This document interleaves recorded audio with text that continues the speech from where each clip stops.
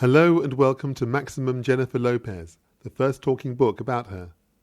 It was written and researched by William Drysdale Wood, music is by Amanda Thompson, and it is read by Sarah Phyllis.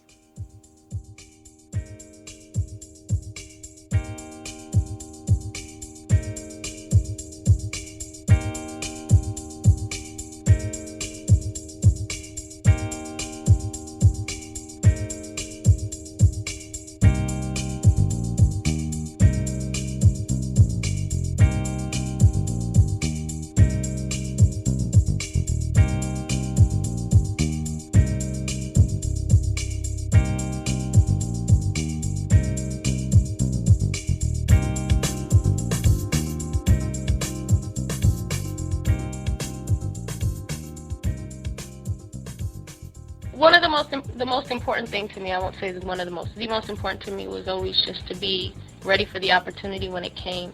So I studied really hard. I worked really hard. It matters to me. You know, the money doesn't matter to me. All that other stuff, the fame doesn't matter to me. What matters to me is people going, she's good. She's a good actress. Yeah, she was good. The movie wasn't that great. She was good. She's always good. You get your money's worth with Jennifer Lopez. That to me is the important thing. I like to do good work. I like to be proud of what I've done at the end of the day. Jennifer Lopez was born on July 24, 1970, in the Bronx, New York. Her father, David Lopez, a computer specialist, and mother, Guadalupe, a kindergarten teacher, were both Puerto Rican. Little did they know that they had just given birth to a very special child.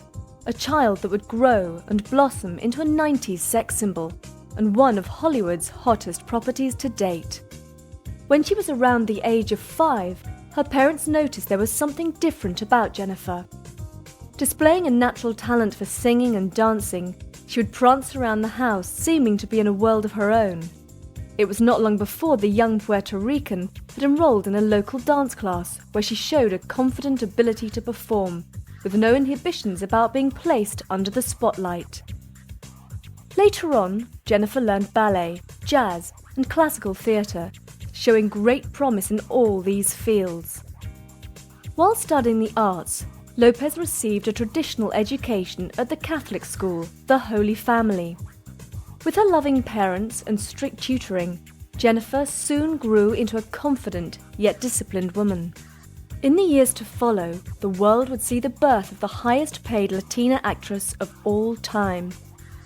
Along with her classes, Jennifer also spent time with a Spanish dance company called Ballet Hispanicio, where she performed flamenco, ballet, and jazz. In her early teens, she started to develop into a beautiful woman and soon began to attract attention from the local boys. David and Guadalupe wanted their daughter to follow a conventional career path as she grew older. They hoped she would attend college or even law school, as they felt their prized child could achieve anything she put her mind to. However, Lopez had other ideas, and her heart burned with desire to perform on the big stage. The conflict within the household led to many quarrels, as her parents believed that dancing for a living was a ludicrous idea. After a huge row, the young and petulant Lopez stormed out of the house, never to return. Her decision was made in haste, yet she knew deep down inside it was the right one.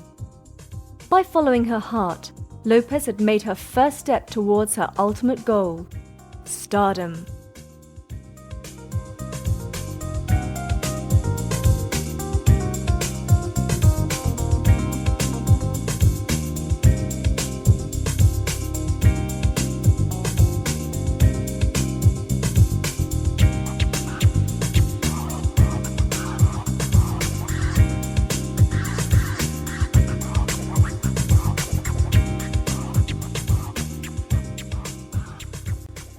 Well, for me, I mean, everybody's career is different.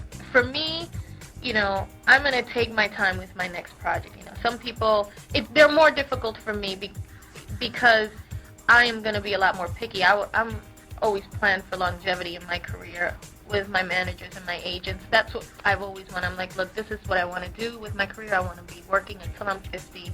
I want my work to speak for itself. I don't want to, be a flash in the pan. I don't want to be, one of these girls who just is a pretty face and then, what in 5 years, you never even hear them again. No, I think I'm an actress, and that's what I want to do for the rest of my life. Jennifer managed to find accommodation at her dance studio, but she later moved into an apartment in Manhattan's Hell's Kitchen with some friends.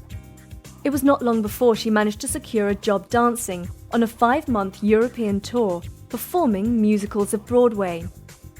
This led to a second tour of Japan, appearing in the theatre production of Synchronicity, and paved the way for a number of music videos, including Janet Jackson's That's the Way Love Goes. She had by now established her independence, but she was still waiting for her big break. Jennifer sensed a great opportunity was just around the corner, and made a point of going along to the audition for any role she thought may be suitable. Her instincts served her well, as she went for a part in Fox's hit comedy In Living Colour. She won a part as a fly girl dancer, beating 2,000 other applicants.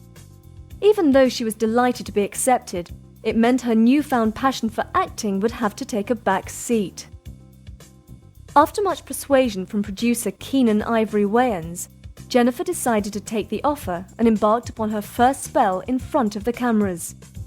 It was a good move, and if she stayed for 2 seasons, Lopez would gain invaluable experience and also be in a better financial position. Another attraction of the part was that it was based in Los Angeles, and Jennifer's move here took her one step closer towards the heady heights of Hollywood. During her spell working for Fox, she met her current manager, Eric Gold. He was immediately struck by the presence of the budding Latina star. Her confidence and professionalism on camera was electric, and he knew there were great things to come. A second break was soon to follow as she made another vital contact. One of the Fly Girl dancers was married to a producer who was a regular viewer of the program.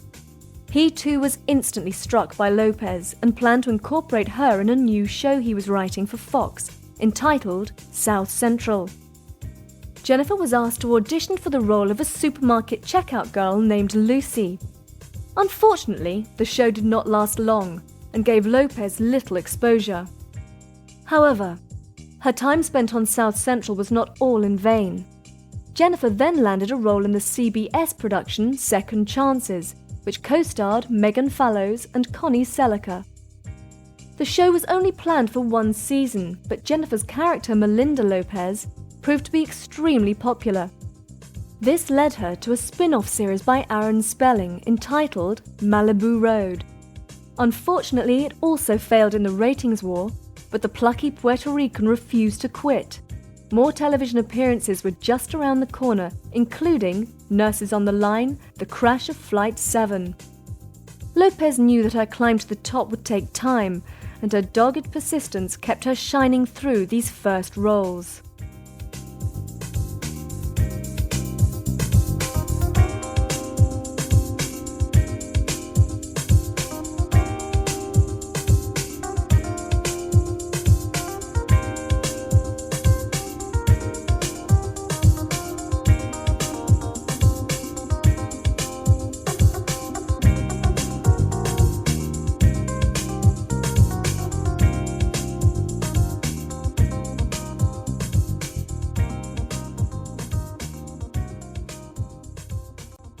Whenever you're up there, I'm representing the Latin community. I can't help but do that. I am Latina.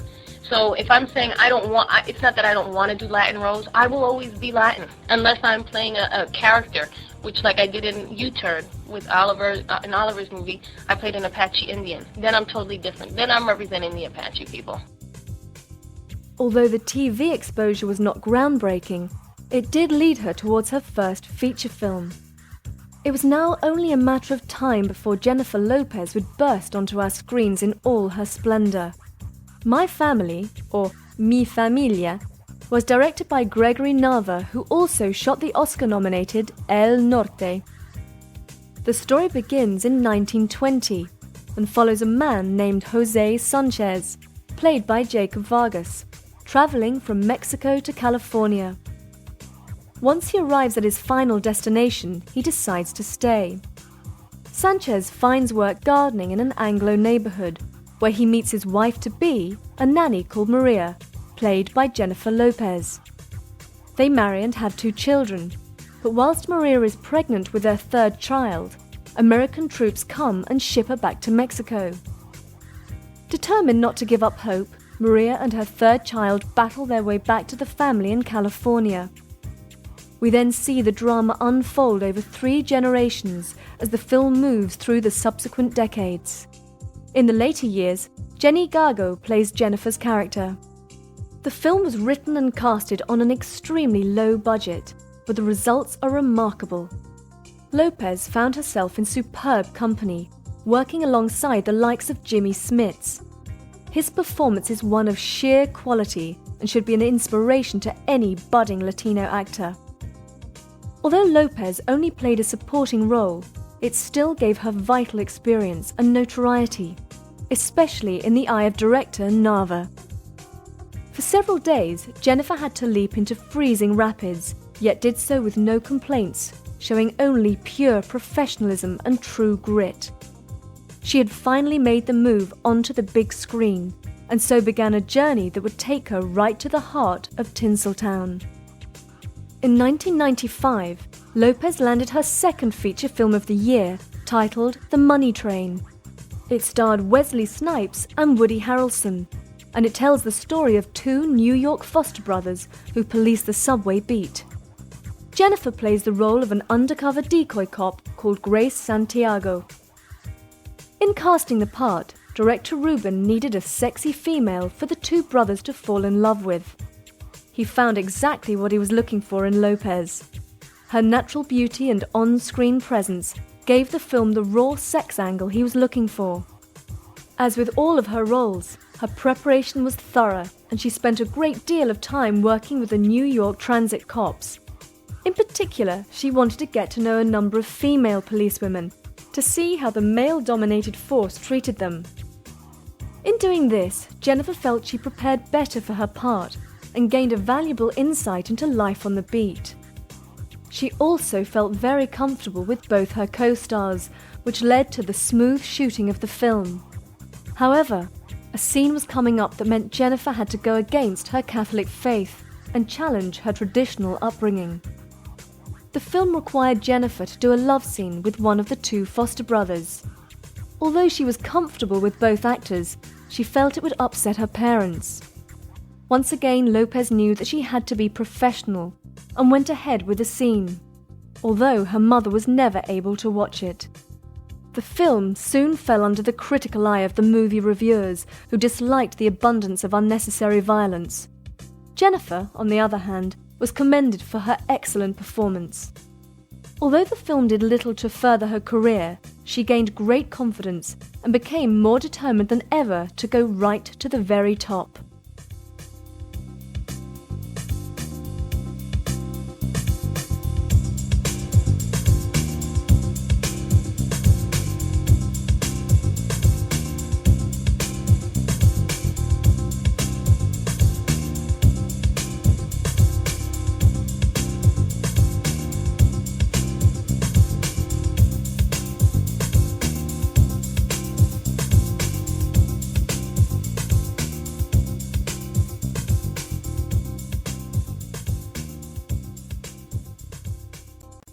Even though they might not know my face and they might not know my name, Warren Beatty comes up to me in a room and says, "Hi, Jennifer, I'm Warren." And I'm like, what?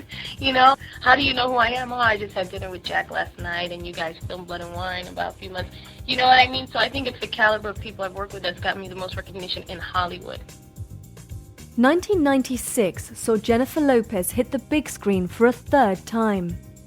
Whilst receiving favourable reviews for My Familia and catching the eye of America, she also attracted attention from a big-name director. Francis Ford Coppola, famous for The Godfather and Apocalypse Now, was casting for a female support for his comedy, Jack, starring Robin Williams. As with all her auditions, Lopez took nothing for granted and gave it 100%. This resulted in receiving the role over the likes of Lauren Holly and Ashley Judd. The film tells the tale of a young boy named Jack who is growing up 4 times faster than usual. By the time he reaches the age of 10, Jack looks 40. At this point, he first attends school where he quickly develops a crush on his sexy teacher, played by Lopez. Jennifer thoroughly enjoyed her time working with such greats as Williams and Coppola, and realized the importance of learning from so many experienced professionals. Coppola is notorious for his intense presence on set, but with this film, he took a more gentle approach. He gathered the entire cast and crew to his home in the Napa Valley, California, where Jennifer felt immediately at ease with her director, and this led to a fun shoot. The film again did not receive favourable reviews, but once more, Jennifer came out on top. She had now proved that she had the ability to cut it with the likes of Williams, Snipes and Harrelson. Was there no stopping this rising actress as she consumed each part with ease and confidence? It was in 1997 that Lopez continued to build on her already impressive resume. This time she auditioned and won the biggest part of her career in Bill Raffleson's film noir, Blood and Wine, appearing alongside the great Jack Nicholson. Jennifer plays Gabriella, the Cuban mistress to a content wine merchant who becomes consumed with greed, played by Nicholson. It also co-stars the legendary Michael Caine, who is cast as an ex-con named Victor Spansky. The picture opens with a shot of the merchant, Alex Gates, driving in his shining BMW car. He has a nice house and lives in a good neighbourhood with his wife. However, all is not rosy in his marital life, and he soon falls for another woman. This is where Lopez enters the fray, playing a nanny for one of Alex's customers.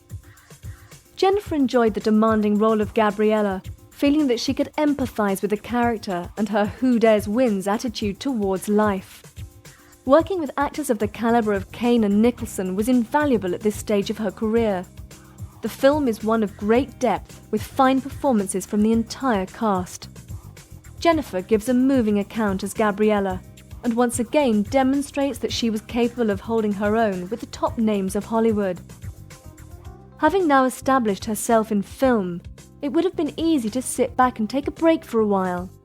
However, Lopez did not feel ready to rest and took on her most physically demanding role to date, once again stretching her acting abilities to the full. She co-starred in the action-adventure Anaconda.